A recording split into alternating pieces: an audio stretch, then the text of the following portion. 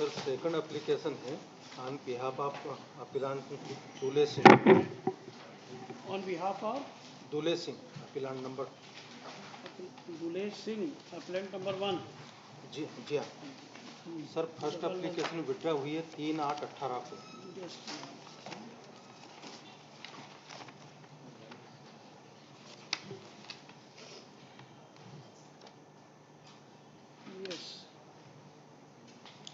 मैं केवल कस्टडी के पॉइंट पर निवेदन कर रहा हूँ सर, केवल एक ही ग्राउंड पर प्रेस कर रहा हूँ। Yes. ये सर 16/7/14 से कस्टडी में है।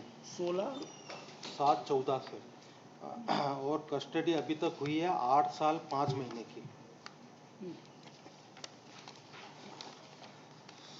सर सुप्रीम कोर्ट ने अभी लेटेस्ट ये होल्ड किया है कि 8 साल की यदि कस्टडी हो गई लाइफ इम्प्रिजनमेंट तो उनके लिए बेल, ये उसकी काफ़ी मैंने पेश की है सर पेज 6 पर एप्लीकेशन के साथ।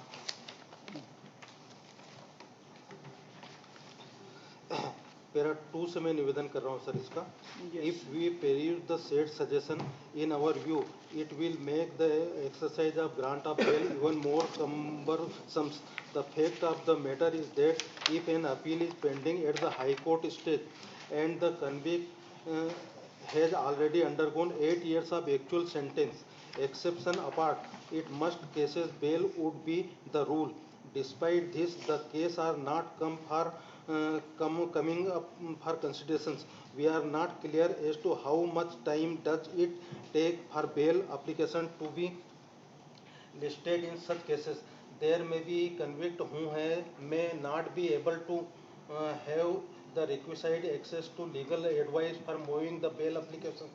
The High Court must explore whether in all cases whether convict have undergone a sentence of actual 8 years, the convict can be considered for grant of bail. In this suggestion, there are some exceptions sought to be carved out, which have been accepted as the heinous crime prohibited category to ensure public peace and the well-being of the society.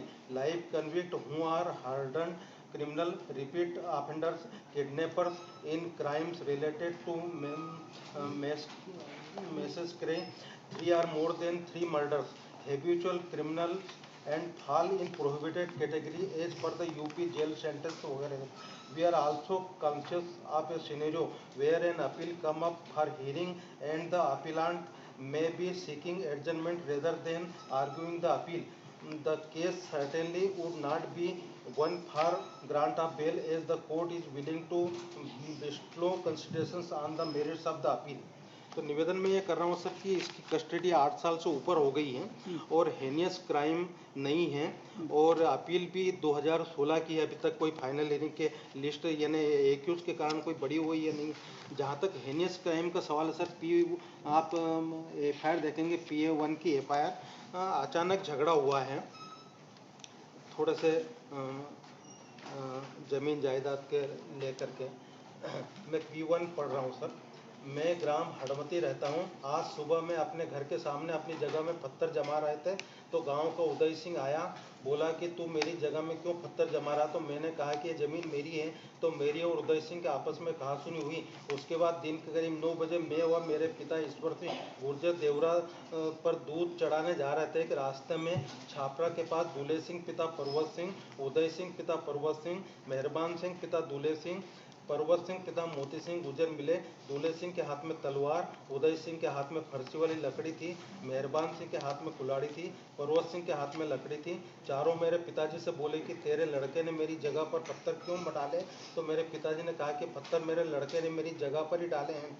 तो चारों गालियां देकर बोले कि मारो इसको। फिर चारों ने मिलकर जान से ख़त्म कर देने की नीयत से मेरे पिताजी के ईश्वर सिंह मारपीट शुरू कर दी। दूल्हे सिंह ने तलवार की मारी जो पिताजी के सिर में लगी, होकर खून निकल आया। उदय सिंह की फरसी की मारी जो मेरे पिताजी के दोनों पैरों में लगी। मेहरबान सिंह ने कुल्हाड़ी की मारी जो पिताजी के हाथ में लगी। पर्वत सिंह ने लठ की मारी पिताजी के पीठ में लगी। चोट लगने से मेरे पिताजी मौके पर ही बेहोश होकर गिर गए थे, फिर मौके से भागकर। तो पॉइंट जो मैं निवेदन कर रहा हूँ सर कि कस्टडी इसकी हो गई 8 साल 5 महीने की।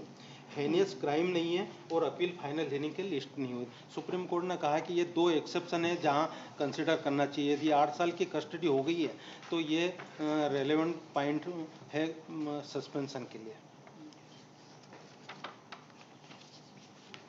He was armed with axe हाँ तो and तलवार he had this तलवार sword और सिर पर मारा है। सिर पे मारा है। पर सुप्रीम कोर्ट ने कहा कि मेरिट यदि कस्टडी 8 साल की हो गई तो वो, और उसके 2 अपवाद है कि हेनियस crime. Mr. Soni, it can't be a blanket order that all the accused person should be, all the convicts should be released after 8 years. That can't be a blanket order by the Supreme Court. We Sir, have to take into consideration the facts of the case. The allegation is that you were armed with the sir अब तलवार इससे जब्त हुई है, पर अब तो 27 को सुप्रीम कोर्ट ने इतना ज़्यादा वो कर दिया। अभी लेटेस्ट डिसीजन है सुप्रीम कोर्ट का, जिसमें उन्होंने कहा कि 27 की क्या क्या रिक्वायरमेंट है, कैसे प्रूव करना चाहिए। उसमें तो आज के आप जो केस आ रहा है उसमें एक भी प्रूव नहीं हो सकता। सुप्रीम कोर्ट ने कहा कि केवल 27 का मेमो बनाया ये कहने से सफिशिएंट नहीं होगा। ये होना चाहिए कि मैंने छुपा करके रखा है, यानी कंसीलमेंट ऑफ फैक्ट्स भी उसका पार्ट है। सर ये लेटेस्ट जजमेंट है सुप्रीम कोर्ट का, AIR 2022 supreme court 5273 AIR 2022 2022 supreme court 5273। इसका रेलेवेंट पेरा है सर 52 275, जिसमें 27 को डील किया है। Yes. और That उसमें we will consider at the time of final hearing, at the time of hearing on merit, what would be the 27 effect of the recovery, but the allegation and what is the cause of the death of that person? Sir वो death तो दो, क्योंकि 4 लोग थे, 2 को तो चोट के कारण, सिर पे ही चोट के कारण डेथ। जी हाँ जी हाँ। बिकॉज ऑफ हेड इंजुरी हृदय व श्वास गति रुकना होना बताया है। In such cases, it can't be granted, Mr. Soni, only on the ground that 8 years period has undergone. मेरा निवेदन तो केवल उतने पॉइंट पर ही है सर। लिखिए।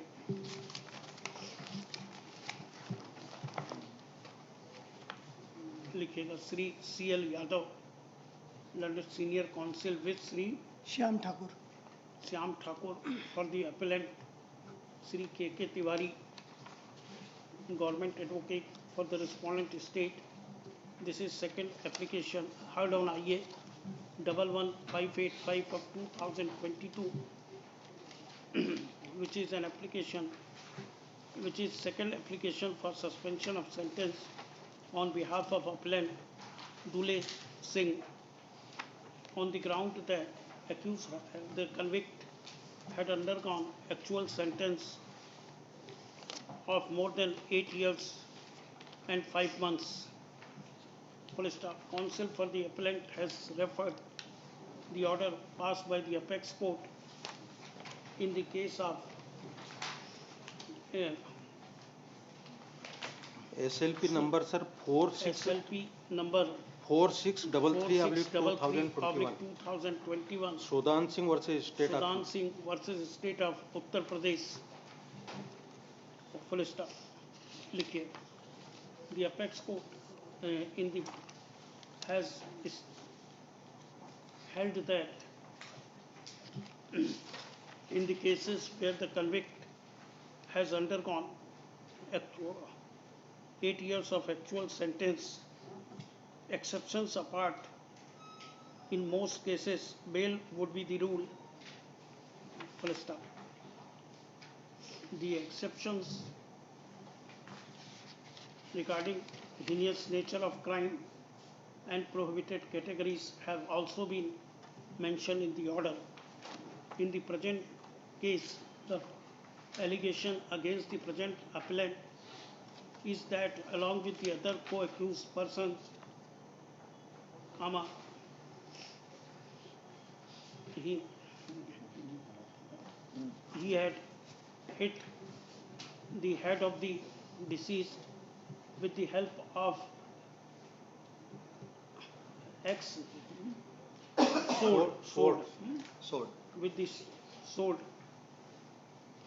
and all other accused persons were also armed with deadly weapons the cause of the death of the deceased is also the injury caused on the head. Hmm? Considering the aforesaid, we are not inclined to grant bail only on the ground that the appellant had undergone actual sentence of 8 years. In view of the aforesaid, the IA is dismissed.